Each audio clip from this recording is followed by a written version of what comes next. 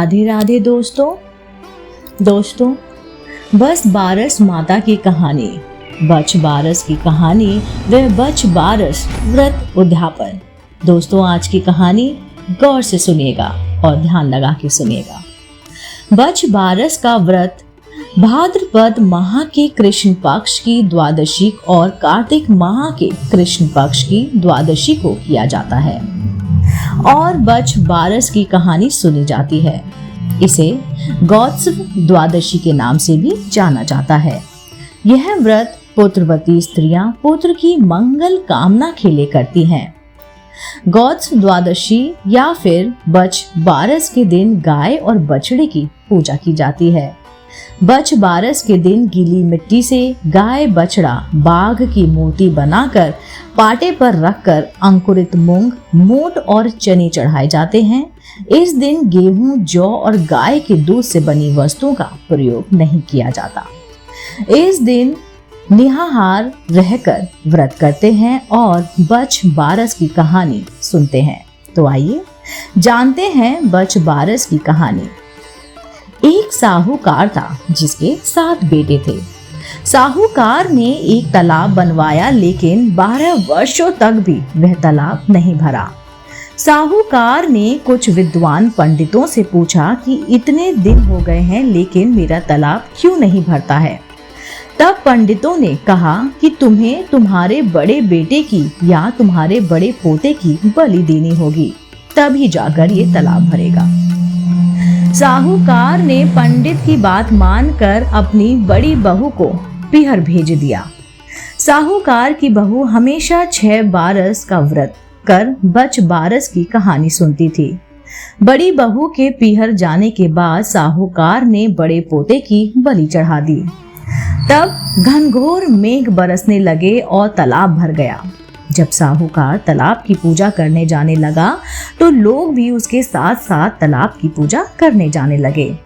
जाते समय साहूकार ने अपनी दासी से कहा कि तुम जाके चने मोट बना लेना। साहूकार की गाय के बच्चे का नाम भी ग्यूला धानुला था। तब उस दासी ने गाय के बच्चे को भी ग्यूला धानुला समझकर पका दिया। साहूकार व साहूकारनी गाजे बाजे के साथ अपने बेटे और बहू के साथ तालाब को पूजने लगे। साहूकार के पूजन कर लेने के पश्चात वहां आए लोग भी तालाब का पूजन करने लगे। उसी समय जिस पोते की बलि दी गई थी वह गोबर में लिपटा हुआ मिला और आकर कहने लगा कि मैं भी तालाब में कूदूंगा। उस बच्चे को देखकर साहूकार ने कहा, मैंने तो इसकी बलि दे दी थी जिससे ही तालाब भरा है, लेकिन गाय माता ने हमारी लाज रख ली और हमें हमारा पोता वापस लौटा दिया। अपने बेटे को देखकर बहू भी बहुत खुश हुई। तब साहूकार दौड़ा दौड़ा घर वापस आया और अपनी दासी से कहा कि गाय का बच्चा कहाँ है। तब दासी बोली कि आपने गेहुला धनुला को पकाने के लिए कहा था तो मैंने उन लोगों को पका डाला। यह सुनते ही साहूकार क्रोध से तिलमिला उठा और अपनी दासी से कहने लगा, अरे पापिन, तूने यह क्या अनर्थ कर दिया। एक पाप उतार कर आए हैं, उससे पहले ही तूने दूसरा पाप हमारे ऊपर लगा दिया। और साहूकार सिर पकड़ कर बैठ गया। साहूकार और साहूकरनी सोचने लगे कि अब गाय आएगी तो उसको क्या जवाब देंगे। साहूकार ने एक हांडी में गाय के बच्चे को डालकर गड्ढे में दबा दिया।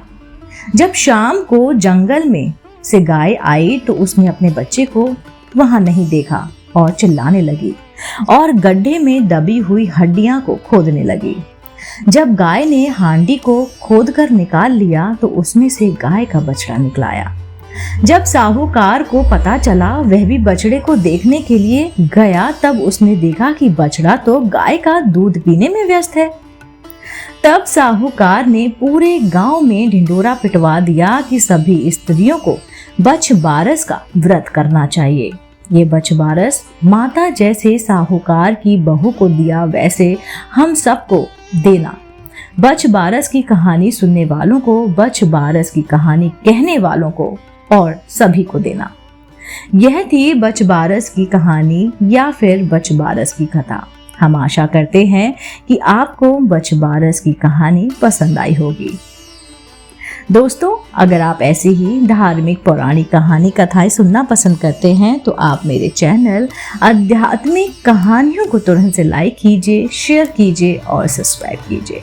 मैं आपको मिलती हूँ जल्दी ही इसी चैनल पर नई रोचक जानकारी और कहानी के साथ। आप देख रहे थे आपका अपना पसंदीदा YouTube चैनल आध्यात्मिक कहानियाँ।